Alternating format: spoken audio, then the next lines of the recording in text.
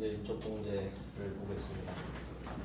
이번에도 아까 부가가치세 신고서 했던 것처럼 아마 첫 회는 좀 설명하느라 그냥 끝날 것 같아요. 입력은 이제 내일 하고, 그럼 이것까지 하면 전범위가 일단 다 끝나는 거긴 해서, 근데 원래는 제가 계획이 이론을 하나씩 알려드리는 거였는데 일단은 그래도 합격 반이니까 기출문제로 좀 전반적으로 이렇게 다뤄보려고 합니다. 그러니까 밸런스를 보는 거죠. 앞에 이론도 보고 뭐 분계도 한번 해보고. 그래서 내일까지 진도를 빼고 그럼 이제 2주 남잖아요. 이제 그 뒤로는 기출문제를 최대한 좀 풀어보는 식으로 해설하는 식으로 하겠습니다. 네, 그러려면 일단 뭐 배우긴 해야겠죠. 근데 이게 효율적으로 하는 것 같긴 해요. 일단 나오는 것만 바로 알려드리니까. 그래서 뭐 일단 그 이 구조 중에 우리 시험 범위를 좀 말씀을 드리면, 인적공제는 방금 보셨듯이 뭐 5점짜리 문제로 나오고요. 그리고 그 이 문제가 아니어도 기본적으로 잘 나옵니다. 그냥 당연한 거기 때문에. 그리고 이거랑 그 뒤쪽에서 이제 비중이 좀 많이 약해졌는데 그 신용카드 등 뭐 공제라고 할게요. 아마 그거는 아실 거예요. 신용카드랑 현금 영수증 쓰면 뭐 얼마 깎아준다. 그 정도는 아시죠? 얼마인지 몰라도 그런 게 있는데 그것도 소득공제거든요. 그러니까 이것도 아까 알려드렸던 대로 부자들한테 유리해요. 근데 없애지 말라고 막 그렇게 서민들이 해가지고 계속 유지가 되고 있는 그런 소득공제입니다. 뭐 이런 것도 나중에 있는데 중요도가 매우 낮아졌어요. 옛날엔 엄청 중요했거든요. 막 항목 따지고 막 그런 거 했었는데 아무래도 프로그램 따라서 가는 것 같아요. 입력 위주로 많이 바뀌었습니다. 참고만 하시면 되겠고, 그리고 또 밑으로 내려가면은 뭐 여기에서 뭐 특별세액공제라고 있는데, 특별세액공제 쪽은 나중에 우리가 배우게 돼요. 뭐 보장성 보험이랑, 지금은 그냥 이름만 익혀두세요. 보장성 보험, 자동차 보험 같은 거 있죠. 그 보험료 내면 거기서 몇 퍼센트에서 세액공제니까 뭐 한 12%인가? 그렇게 해서 퍼센트는 안 외워도 돼요. 컴퓨터가 해주니까. 보장성 보험 있고 뭐 의료비 하고 교육비, 기부금 이렇게 4종 세트가 있거든요. 그러니까 뭐 우리 시험 범위는 이렇게 3개라고 보시면 돼요. 인적공제 하나, 신용카드 등 공제, 그러니까 이렇게 포함이 되거든요. 그러니까 이걸 편의상 물적공제라 불러요. 왜냐면 돈 쓰고 세금 깎아주는 거니까. 얘는 돈을 써야 세금을 깎아주는 거죠. 인적공제는 우리 가족이 누구냐, 몇 명이냐에 따라 깎아주는 거고, 그래서 크게 그냥 인적공제, 물적공제 이렇게 나누기도 합니다. 정식 명칭은 아니고요, 물적공제는. 그리고 이렇게 크게 나눠지고, 아까 말씀드렸던 것 중에 그 분리과세, 비과세 있죠. 뭐 이 정도 느낌이에요. 그러니까 근로소득 위주로만 딱 배우는 겁니다. 그러면 일단 여기에 인적공제가 나왔으니까 인적공제부터 알려드릴게요. 그러면 이제 컨셉이 뭐냐면, 보시면 본인 있죠. 본인 김필영인데 이 사람이 우리 회사 다니는 사람이에요. 그리고 난 지금 인사팀에 있는 거고, 이 사람 거 연말정산 해주는 겁니다.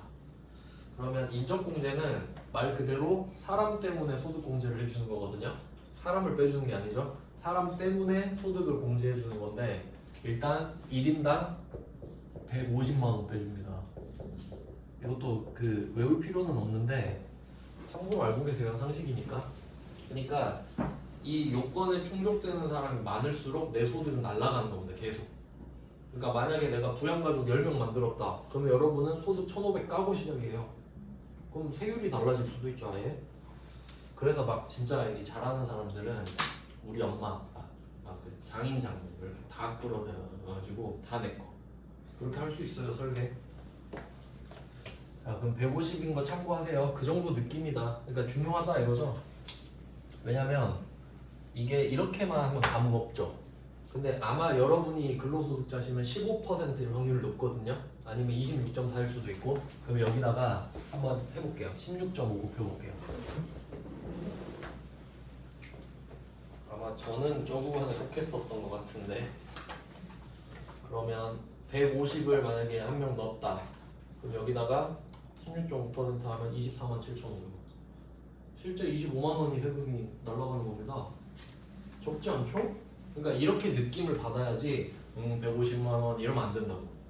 이제 그런 사람들이 실무 가서 그냥 약간 그 감흥이 없잖아요. 그러면 실제로 느낌을 받아야지. 친구한테도 막 말해주고. 안 하면 25만 원 날리는 거잖아요. 역으로 따지면. 근데 세율이 24%인 사람은 26.4거든요. 근데 49.5인 사람도 있을 거 아니에요. 그럼 그 사람한테 몰빵해줘야지 인적공제. 이해되세요? 그리고 그 사람한테 용돈 받는 게 낫잖아 차라리. 맞잖아요. 그러니까 이런 걸 알아야 세금을 아낀다는 겁니다. 그럼 이제 느낌 오시죠? 부부끼리 이거 할 때 해보는 거예요. 엑셀로 케이스 1, 케이스 2, 케이스 3 해가지고 한 명 다 밀어줬을 때 누구한테 좋은가 이런 거. 신용카드랑 인적공제나. 그러니까 소득공제인 것만 영향을 받겠죠. 실제로 그렇게 해야 절세하는 거예요. 세무사들이 그걸 해주는 거기도 하고. 근데 여러분은 이 정도만 배워도 그걸 할 수 있다는 소리예요. 근데 그냥 자격증 따고 취직할 생각만 해서 그런 거지 좀 이렇게 응용해 볼 수 있습니다. 그럼 150만 원 일단 됐어요. 그러면 어떻게 해야 되는지를 알아야겠죠. 어떻게 해야 나의 인적으로 들어오는 건가? 그러면 한번 상식적으로 생각해 보세요. 사회적으로 돈 많이 벌 나이는 안 해줍니다. 예를 들어서 우리 아빠도 근로소득자거든요 지금. 그럼 우리 아빠 입장에서 제가 아들이잖아요. 그럼 부양가족에 들어가냐 마냐 하면 저는 그냥 나가리예요. 야, 네 아들은 돈 벌면 되잖아. 이런 느낌이라는 거지. 그러니까 딱 봐도 안 될 것 같은 사람 있죠. 그럼 그 사람 빼고 만약에 이제 나이가 많아. 그런 사람 아니면 돈이 없어야겠지. 그러니까 그런 사람들을 찾는 겁니다 이제. 그러면 이때 인적공제 이제 지우고 인적공제만 딱 볼게요. 두 개거든요. 기본공제가 일단 있고요. 기본적으로 해주는 게 있고 거기서 조금 더 들어가면 추가공제까지 있어요. 그러니까 인적공제와 추가공제로 나눠집니다. 아니, 기본공제와 추가공제로 나눠집니다. 인적공제를 딱 해서 첫 번째 기본공제 이게 중요해요. 이게 거의 다예요. 기본공제는 나이랑 소득을 봐요. 나이랑 소득.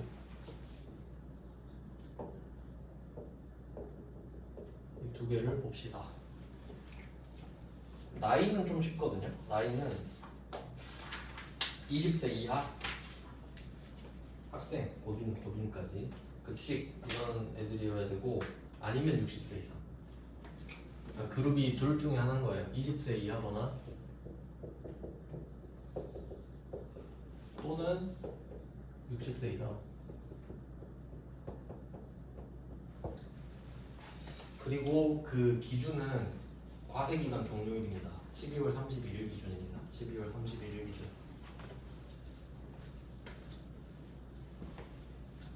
왜냐면 이건 그냥 참고만 하시면 돼요. 그걸 물어보진 않는데 여러분은 항상 그 1년마다 나이가 두 개예요. 생일 때문에. 맞죠? 생일 되면 나이가 바뀌잖아요. 그럼 생일 전은 한 살이 어리고 생일 되면 한 살이 많아지죠. 그러니까 나이가 두 개잖아요. 그럼 무슨 나이 해야 될지 고민되죠. 그러니까 12월 31일로 가라. 그러니까 쉽게 말하면 생일 지난 나이로 해라 그 말이죠. 다 생일 지났을 거 아니에요. 12월 31일이면. 그러니까 기준은 있어야 되니까 그걸 한다는 소리입니다. 왜냐면 그 기준을 안 쓰는 사람도 있거든요. 일단은 이렇게 알아두세요. 그러니까 당연히 만 나이고 12월 31일이다. 만으로 나이 먹고 나서 나이라는 거죠. 먹기 전이 아니라. 생각해보면 당연하지 않나요? 1월 1일로 할 이유는 없잖아. 자, 그러면 나이는 좀 쉽죠? 그러니까 사회적 약자인 거예요. 20세 이하면 학생이겠지, 돈 없겠지. 60세 이상이면 뭐 은퇴했겠지, 이런 느낌. 요새는 이제 수명이 너무 길어져서 60세는 진짜 청년이죠. 근데 일단 세법은 그러니까. 자, 근데 소득이 이제 중요합니다. 소득. 이게 좀 중요합니다. 소득 금액 100만 원 이하여야 돼요. 소득 금액 100만 원 이하입니다. 소득 금액 100만 원이야. 되게 간단하죠?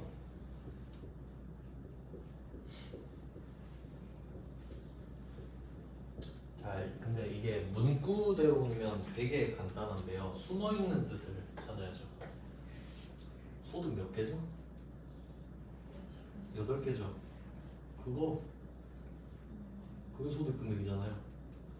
이자 소득 금액, 배당 소득 금액. 그 하면 종합 소득 금액이죠.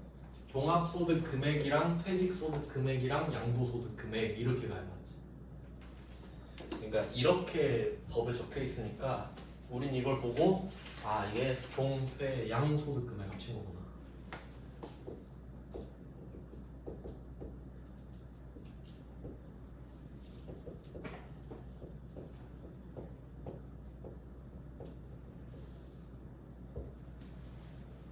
세 개를 다 합쳐야 돼요. 종, 퇴, 양 소득 금액을 다 합쳐야 된다. 그러니까 여기서 이런 애들이 등장하는 거예요. 퇴직, 양도 소득 금액. 꼽사리로 하나씩 껴놔요. 그럼 합쳐줘야 되거든 금액을. 네, 이렇게 된 거예요. 이거 되게 중요해요. 퇴직, 양도까지 고려를 하셔야 된다. 그리고 소득 금액이죠. 소득이 아니라 뺄 거 뺀 금액이에요. 자, 뭐 이렇게 나이 소득 이렇게 보면 이게 기본 공제 대상이고요. 그럼 이제 또 누가 되는지가 또 있어요. 그러니까 이거 진짜 복잡해요. 그러니까 거의 보면은 안 해주겠다는 소리가 뭐야? 약간 이런 느낌인데 제가 그림으로 좀 설명해 드릴게요. 그림이 좀 이해하기 쉬우실 것 같아요. 여기 나가 있죠, 나. 배우자는 뭐 있을 수도 있고 없을 수도 있는데 있다고 칠게요, 그냥. 보통 배우자 있는 걸로 나오거든요. 자, 그러면 배우자랑 나랑은 그냥 공평하고 똑같다고 보겠습니다. 그럼 일단 내가 베이스니까 자, 내 위부터 볼게요. 내 위는 엄마, 아빠, 할머니, 할아버지, 뭐 외할머니, 외할아버지 있을 수 있겠죠? 그럼 그 사람들을 통째로 직계 존속이라고 합니다.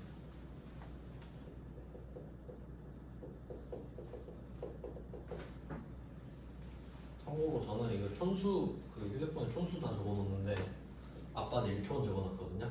아빠는 직계 1촌이죠. 위로 1촌. 할아버지는 직계 2촌입니다. 그러니까 직계가 한 세다고 봐요. 실제로 더 친하기도 하고 직계가. 그러면 내 아래도 있겠죠. 직계 비속. 존댓말 비속어 할 때거든요. 높을 존, 낮을 비. 그럼 내 아들이나 손자, 손녀 직계 비속이 있을 수 있겠죠. 직계 비속은 입양자도 포함입니다. 내가 입양했을 수도 있잖아요. 입양자는 입양하면 자식이죠. 이렇게 위아래로 봤어요. 옆에도 있죠.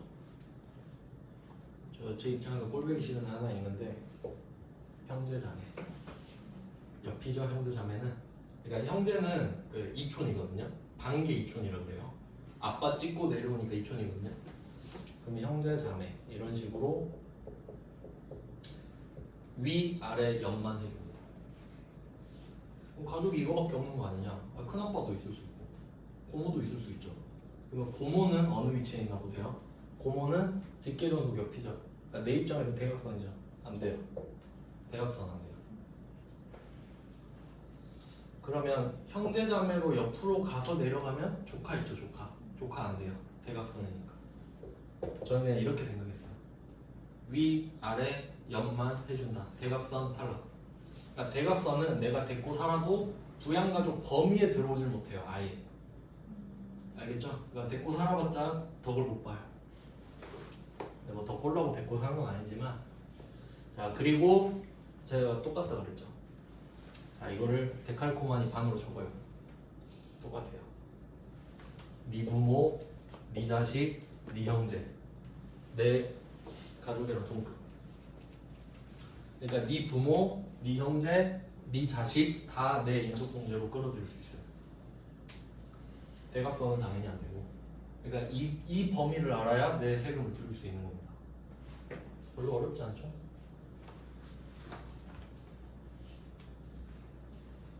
그러니까 이 사람들이 20세 이하 또는 60세 이상이어야 돼요. 그러니까 이제 부모님은 60세 이상이어야겠고 자녀는 20세 이하여야겠고 형제는 거의 안 돼. 나랑 비슷하니까 나이가. 그러니까 그런 느낌으로 가는 거예요. 그리고 소득도 100만 원이면 사실 거의 없는 거죠. 그러니까 거의 없어야 된다라고 보셔야 돼요. 근데 여기 예외가 있어서 추가를 하나 하겠습니다. 아까 제가 이쪽에 적은 거 총 급여액 500만 원, 소득공제 70%, 근로소득 금액 150만 원 적은 거 기억나세요? 그걸 써먹을 거예요. 그러면 아까 500만 원이면 딱 150만 원이죠. 근로소득 금액. 그러면 150만 원이면 소득 금액 100만 원 넘죠. 그럼 안 되잖아요. 근데 소득이 8개잖아요. 그 중에 근로소득 딱 하나 있잖아요. 총급여액 하나 있으면 150만 원까지 받아요. 그러니까 2개 이상이면 100만 원 이하로 잡는 거예요. 8개 중에. 근데 8개 중에서 근로소득밖에 없어? 아이 좀 불쌍하네. 150까지 높여줄게. 그런 취지를 이해하셔야 돼요. 그러니까 소득 금액의 개념을 좀 생각해 보면 0이 있고 100이 있고 150이 있잖아요. 우리 입장에서 뭐가 좋은지 생각해 보면 내 소득을 공제해 준대잖아요. 그러면 100만 원까지만 해주면 우리한테는 안 좋은 거예요. 맞죠? 근데 이거를 150만 원까지 넓혀주면 좋은 거 아닙니까? 그러니까 그렇게 생각해야 돼. 아 근로소득밖에 없어? 그러면 좀 봐줄게. 좀 더 벌어도 봐줄게. 이런 느낌으로 보셔야 돼요. 그래서 이게 원칙이고 근로소득만 있다면, 그러니까 총 급여액만 있다면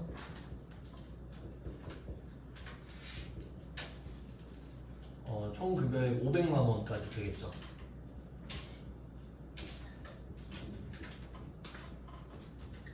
총 급여액 500만 원은 결국 그거 근로소득 금액 150만 원이랑 같은 금액입니다. 총 급여액 500만 원이랑 근로소득 금액 150만 원 이렇게 같아요. 잘 나오겠죠 시험에? 예외니까. 그래서 뭐 나이랑 소득은 이렇게 되고 되는 사람들도 봤어요. 그리고 뭐 위타가동 이런 것도 있는데 우리 시험에서는 중요할 것 같지는 않고요. 그래서 일단 뭐 이런 구조를 봤고, 근데 사실 이제 제일 중요한 거는 이 앞에 원래 전제가 있어야 되거든요. 그러니까 이건 그냥 참고만 하세요. 당연히 전제가 되니까 생계를 같이 해야 됩니다.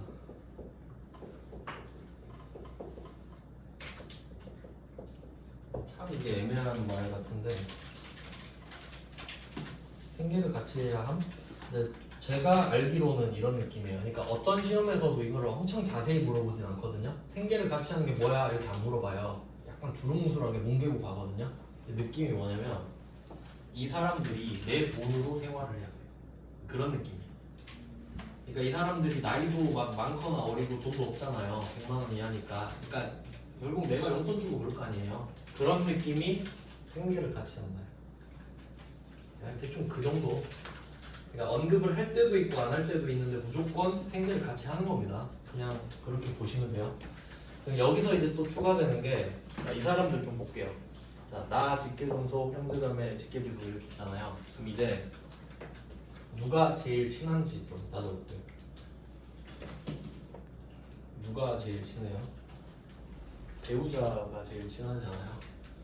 결혼하고 막 엄마 아빠랑 같이 살고 그런 일 잘 없잖아요. 둘이 나가서 살잖아요. 그러면 배우자가 제일 친한 거 맞죠? 그리고 애 낳으면 애도 그만큼 친한 거 맞죠? 그래서 여기서 1등 그룹을 또 나누거든요. 배우자랑 직계비속.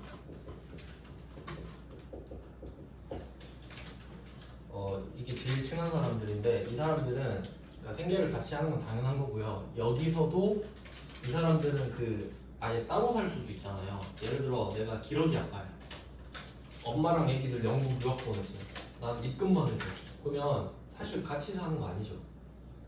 같이 사는 게 아니잖아요. 근데도 해줘요. 제일 친하니까. 그러니까 배우자랑 직계비속은 같이 살 필요도 없어요.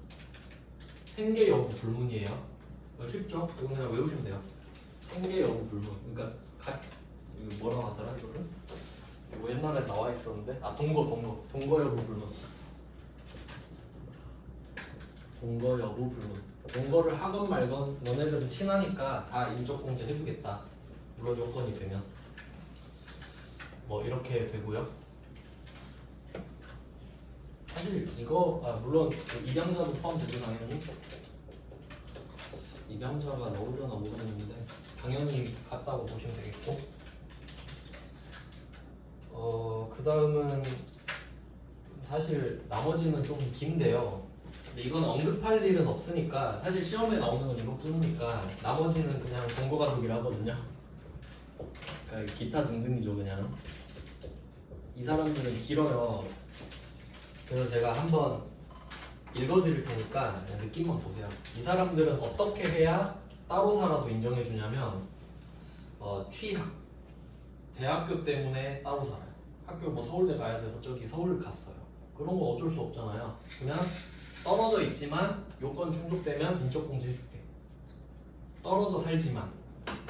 그리고 두 번째가 질병 요인. 아파서 요양병원 갔어요. 저희 공기 좋은. 그런데도 가면 어쩔 수 없잖아요. 그 다음에 근무상, 사업상 형편으로 일시퇴고. 그러니까 배우자랑 직계비속은 그딴 거 필요 없어요. 무조건 같이 사는데 나머지 가족들은 그 정도 이유는 있어야 되지 않겠냐? 별로 안 친하잖아. 이런 느낌이라는 거죠. 그걸 캐묻진 않고 그냥 참고하시면 돼요. 그냥 가끔 언급할 때가 있고 안 할 때가 더 많아요. 그러니까 여기 동거 여부가 있는 거예요. 왠지 아시겠죠? 그러니까 동거를 해야 되잖아. 배우자랑 자녀 빼고는. 그래서 언급을 하는 거고. 그리고 여기 순서를 잘못 썼나 죄송해요. 여기 직계 존속을 껴넣어야 되는데.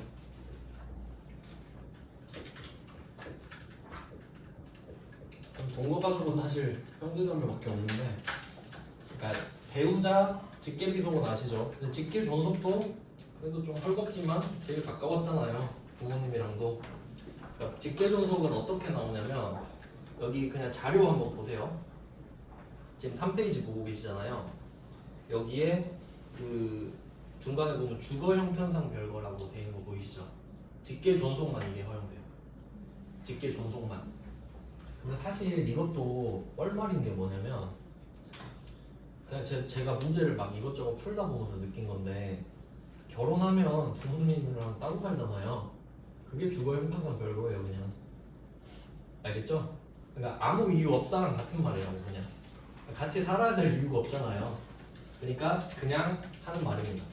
왜냐면 법에 그렇게 문구가 나와 있어서 그래요. 그러니까 별 의미는 없다. 이렇게 보시면 돼요. 그리고 또 뭐가 해야 되지?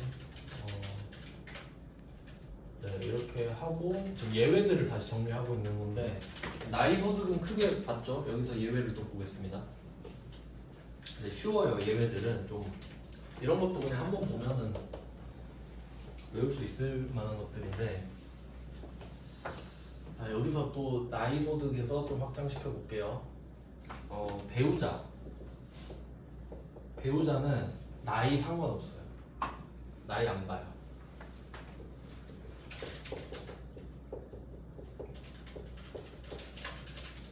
그럼 이 말은 배우자는 소득만 모르는 소리죠. 배우자는 이 중에 20세 이하거나 60세 이상일 수가 좀 힘들잖아요. 내 또래인데. 그러니까 나이는 그냥 됐고 소득이나 봐봐 이런 느낌이죠. 그래서 나이를 안 본다는 거예요. 아예 소득만 보시면 됩니다. 그리고 본인은 아무것도 상관없어요. 본인은 다 상관없습니다. 나이 소득 상관없어. 네, 이렇게 하면 예외까지 다 정리가 된 겁니다. 그러면 다시 총정리해 볼게요. 내가 인적 공개를 받고 싶어요. 내가 같이 사는 가족들이랑 첫 번째, 가장 최초의 전제, 생계를 같이 해야 됩니다. 근데 이거는 그냥 뭐 돼 있다고 보시면 되고 그리고 그 안에서 배우자 직계비속은 무조건 같이 사는 걸로 보기. 동거 여부 상관없고 직계존속은 주거 형편상 별거라고 나오면 오케이인데 그냥 웬만하면 주거 형편상 별거다. 그리고 동거가족은 아까 말했던 뭐 취학, 질병 요양, 근무 사업, 그러니까 어쩔 수 없이 느낌. 그래 그건 인정해줘야지 이런 느낌이고 대상은 그림 아까 보여드렸죠.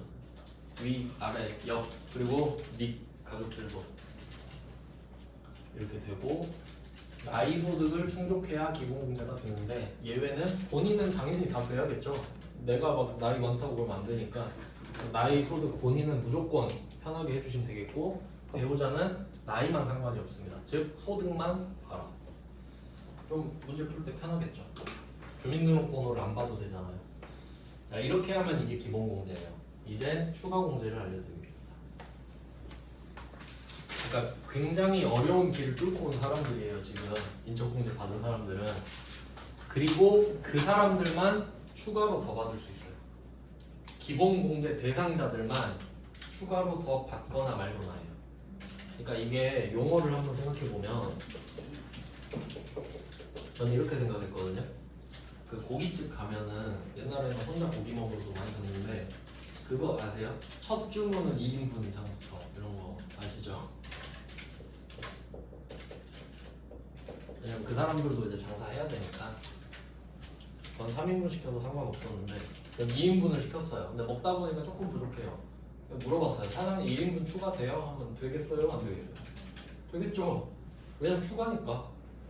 그러니까 이런 느낌이라는 거예요. 근데 갑자기 내가 고깃집 들어가서 앉아갖고 사장님 고기 1인분 추가요? 하면 안 주죠. 그건 추가가 아니잖아. 이해됐어요? 기본이 된 상태에서 추가가 인정이 되는 거지 기본이 없는데 갑자기 추가해주세요 그러면 말 안 되잖아요.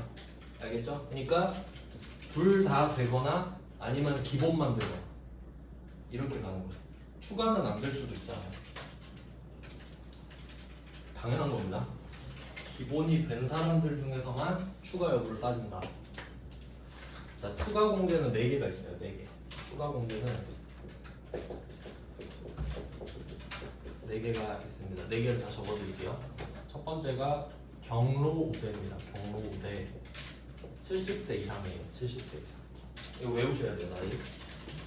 아, 근데 주민등록번호 입력하면 저절로 나이를 구해줍니다. 그리고 70이 넘으면 경로에 동그라미가 쳐져요. 그렇긴 해요. 그냥 참고로 기억하시고. 그러면 만약에 우리 아빠가 기본공제 대상자일 수도 있죠. 소득금액 100만 원 이하 60세 이상. 근데 나이까지 70세 이상이다. 그럼 100만 원 더 해줘요. 왜냐면 나이 들면 이제 돈 더 들어갈 거 아니에요. 그러니까 그런 식으로 추가로 덧대주는 게 있어요. 금액은 안 외우셔도 되는데 말씀을 드릴게요. 그냥 까먹으셔도 돼요. 컴퓨터가 기억하고 있으니까. 참고로 이건 100. 그 다음에 중요한 거 이거 장애인 공제 이거 진짜 중요해요. 장애인 공제가 시험에서 진짜 중요해요.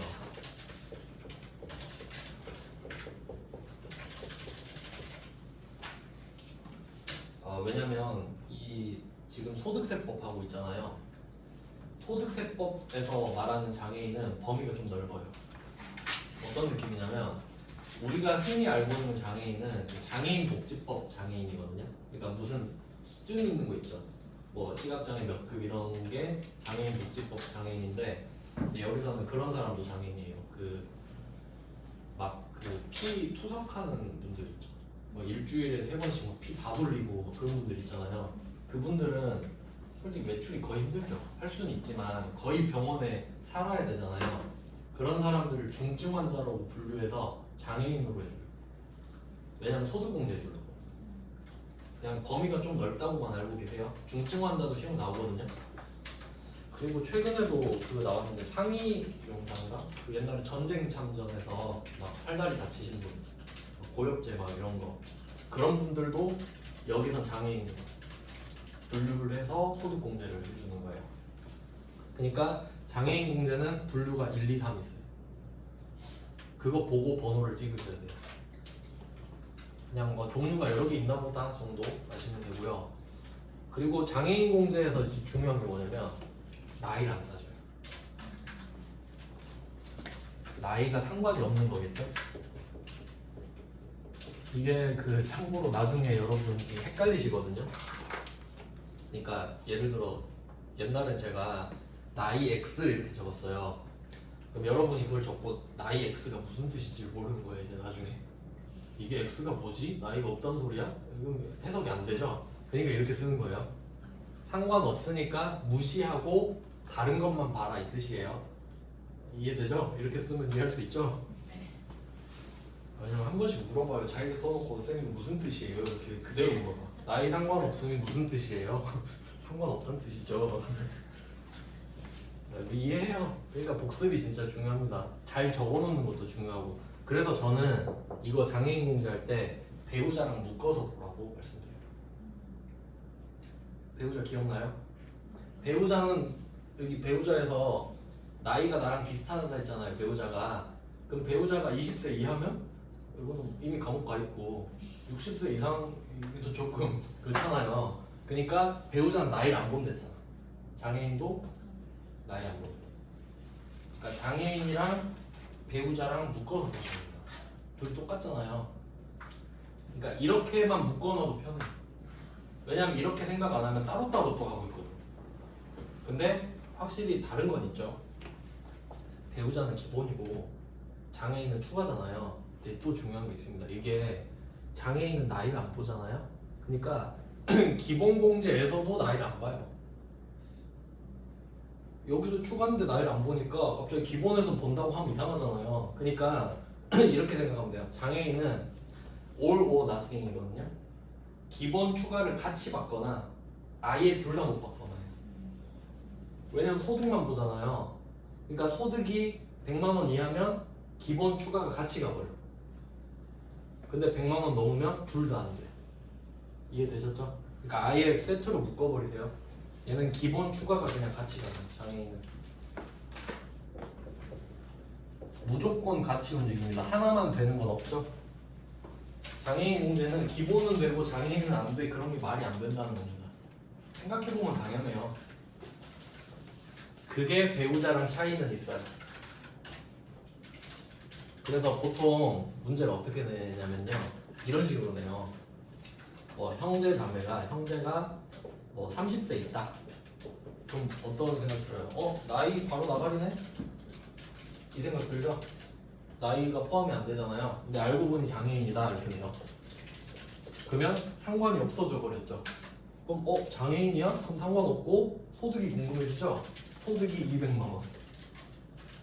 그럼 안 되잖아요 다시. 그럼 결국 안 된다 이 말이야. 이게 장난 많이 친다고 그래. 그래서 실제로 문제 보면 형제 장애인이 엄청 많이 나와요.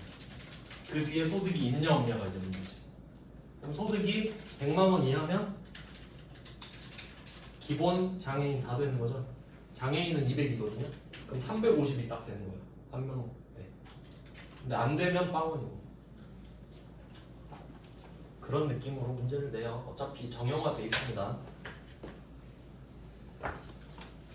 경장 이렇게 됐죠? 그러면 본인이 70세 이상일 수도 있죠.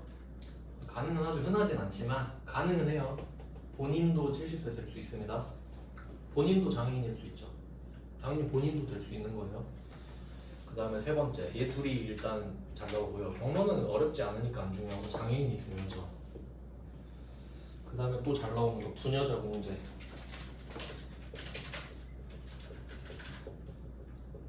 이건 좀 외울 게 있어서 시험에 잘 나오는데 그냥 답만 쭉 적어볼게요. 세 가지를 충족해야 돼요. 첫 번째 여성, 두 번째 배우자가 있어야 됩니다. 세 번째 종합소득 금액 3천 이하.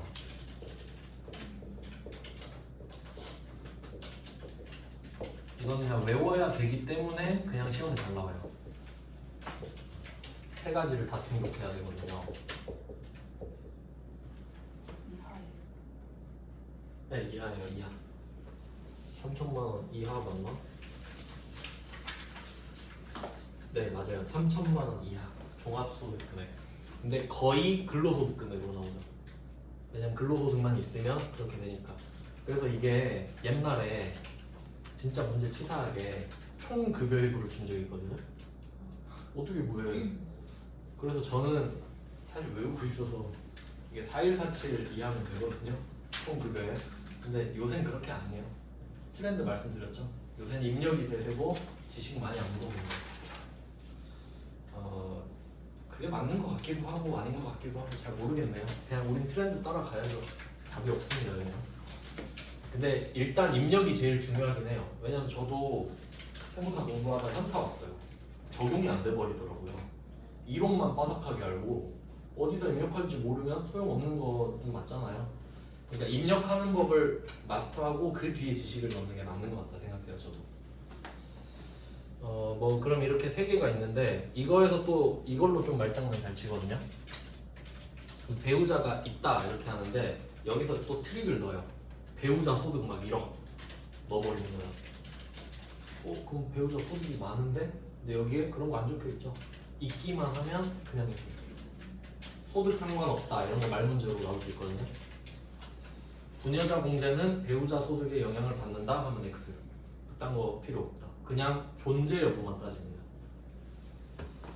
종합소득 금액은 그냥 이렇게 줄 거예요. 종합소득 금액은 2,900만 원이다.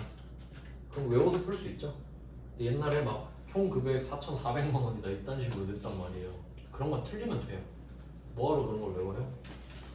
그래서 이런 식으로 하고 50만 원입니다. 부녀자 공제는. 그러니까 남자는 안 되겠죠.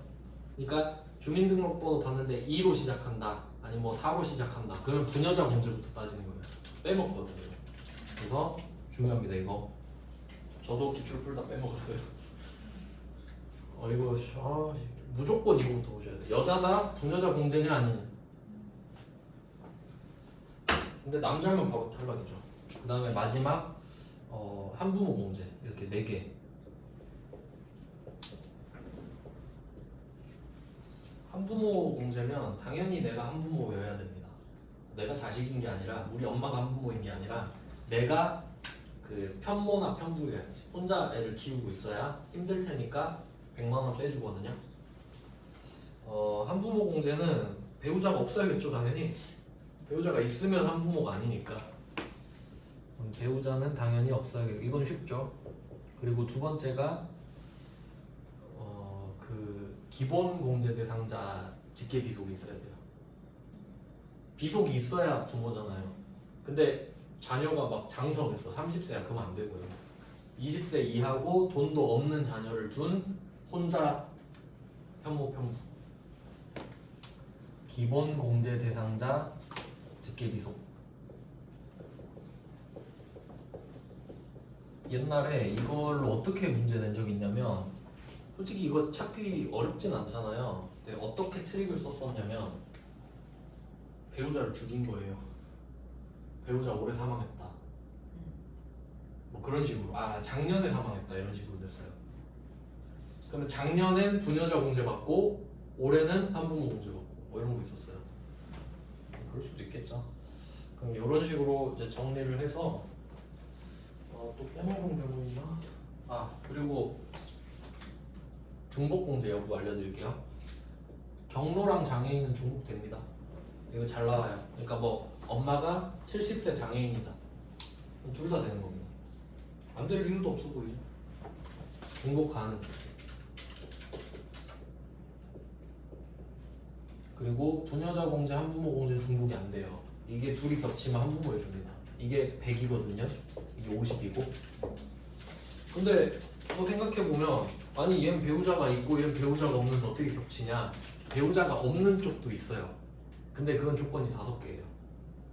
그래서 말 안 한 거예요 일단은 이게 시험에 잘 나오니까 이걸 하고 이제 나올 때 알려드릴게요. 지금 하면은 5개 막 해야 된다니까. 세배 줘야 되고 막 어쩌고 저쩌고 막 그래야 되니까 시험에 잘 나오는 건 적어요. 그러면 오늘 이거 한 개만 좀 훑어볼까요? 이걸로 어떻게 풀 수 있나? 이거 5점짜리 하나만 보고 내일 이제 본격적으로 봅시다. 그럼 본인 푸는 법 알려드릴게요. 본인 딱 보고 주민등록번호 뒷자리부터 보세요. 1이죠? 부녀자 공제는 안 돼요. 부녀자는 제끼어 놓고요. 이런 거 적어놓으면 편하죠. 부녀자 X 뭐 이런 식으로. 남자는 적을 필요 없고. 그다음 동거 여부, 뭐 세대주다. 내가 지금 우리 집 짱이에요. 총 급여는 8,000원. 나는 나이 소득 상관없죠. 그러면 내 거는 150 무조건 시작해요.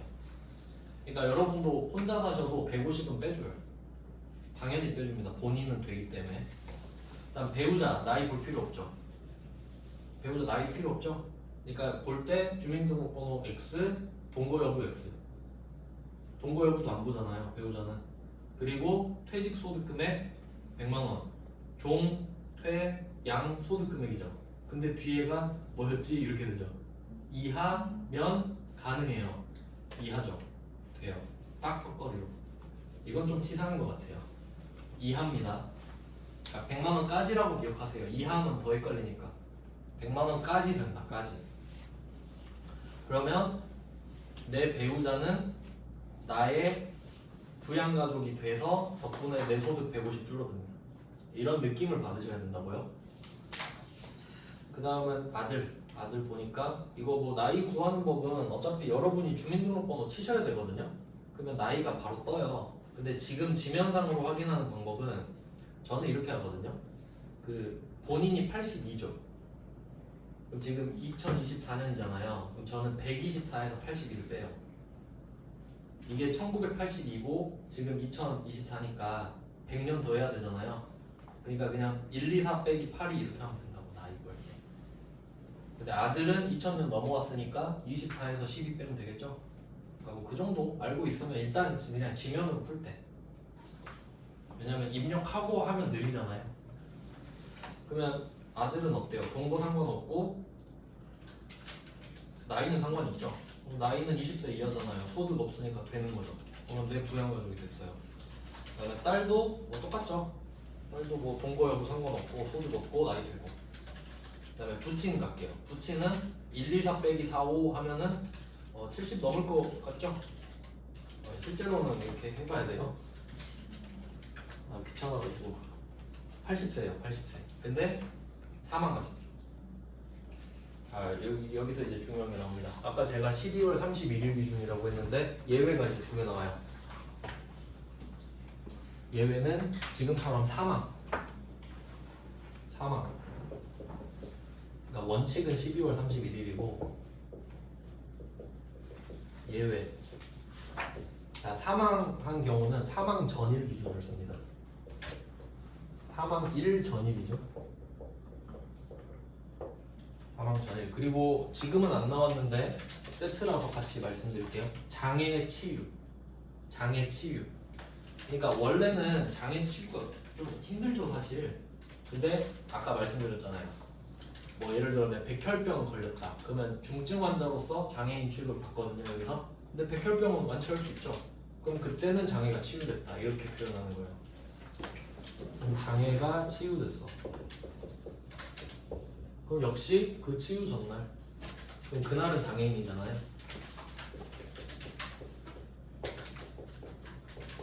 이 두 개가 예외입니다. 근데 나왔죠. 그것도 아주 최근 아닙니까? 저저번이니까 물어보겠다는 소리예요. 그러면 사망을 하셨어요. 사망일 나왔죠. 3월 8일. 그럼 그 전날이 3월 7일이잖아요. 그럼 이걸 어쩔 거냐? 3월 7일까지는 살아계신 거를 본다 이 말이에요. 그러니까 2024년까지는 내 부양가족이 된다는 소리지. 내년부터는 안 되겠죠. 그러니까 올해까지 마지막으로 해준다 이렇게 생각하시면 돼요. 그렇게 생각하시면 더 편하겠네요. 올해까지는 해준다. 그러니까 사망한 연도까지는 해준다라고 생각하시면 될 것 같습니다. 그러면 살아 계셨을 때 80세 장애인이셨으니까 둘 다 되는 거고요. 그리고 여기서 국가유공자법에 따른 상이자, 그러니까 다쳤다. 그러니까 이건 2번 이렇게 써도 돼요. 유형 2번. 2번 유형으로 이거 옛날에는 한 번도 안 냈거든요. 이 유형을. 근데 그냥 냈어요. 그러면 되는 거죠. 부친도 올해 마지막으로 되는 겁니다. 내년에는 지금 이미 주민등록번호 말소했습니다. 그 다음 모친은 1, 2, 4 빼기 4, 9 하니까 75세거든요. 75세. 한번 볼까요? 양도소득에서 나가리죠. 소득금액이잖아요. 1000만 원 끝입니다. 중증 환자에다 3번 이렇게 써주세요. 중증 환자에 3. 이거 다 냈네. 장애인 유형을. 그러니까 장애인은 기본이랑 추가랑 다 되거나 다 안 된다 그랬죠. 소득 때문에 기본도 안 되고 추가도 안 되는 거예요. 근데 만약에 소득 금액 100만 원으로 줄이면 기본 추가 다 들어가지. 무조건 장애인은 같이 간다 했죠. 그다음에 장모는 내 배우자의 어머니니까 같은 급이죠. 우리 엄마랑 73세 총급여 500만 원 딱 되죠. 이거 잘 내요. 옆에다 이것도 써두시면 되겠죠. 근로소득 금액 150만 원이랑 같다. 이거 엄청 잘 냅니다.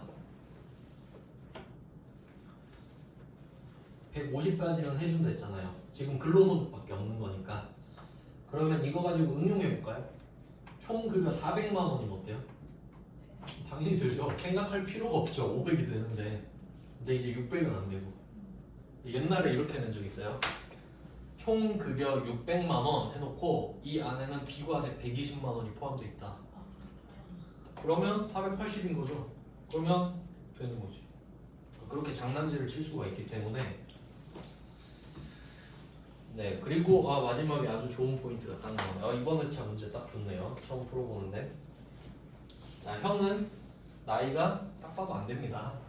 형제자매는 나이 안 되게 돼요, 보통.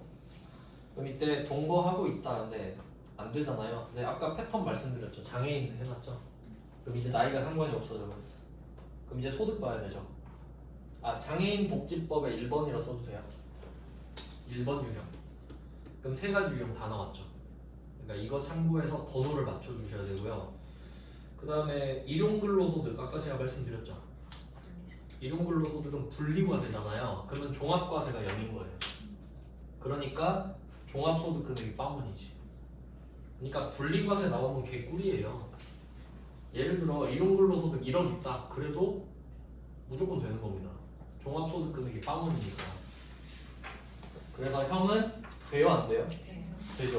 기본 장애인이 같이 되죠. 그러니까 이렇게 풀어내는 거예요. 그러니까 이게 인적공제만 한 문제 낸 거. 그리고 이제 내일 할 거는 뒤에 그냥 한번 어떤 거 있나만 볼게요. 그 4페이지 보시면 이게 10점짜리로 또 한 문제죠. 근데 위에 있는 박스 보시면 결국 인적공제죠. 결국 하는 거 또 해야 돼요. 그리고 두 번째 박스 보시면 아까 제가 말씀드렸던 보장성 보험료, 교육비, 의료비, 기부금은 안 나왔고 카드. 이게 끝이잖아요. 그리고 지금은 안 나왔는데 그 바로 5페이지 한번 보시면은 이게 급여 명세서거든요. 월급 주는 거. 이게 5점짜리로 나올 수 있어요. 방금은 우리가 인적공제 5점으로 풀었잖아요. 근데 이거 그냥 비과세 찍는 거. 이거는 이제 내일 이어서 하면 되겠죠. 내일은 이제 입력도 해보고 추가로 다 정리할게요. 이거 내일 다 해보겠습니다. 오늘은 여기까지. 고생하셨습니다.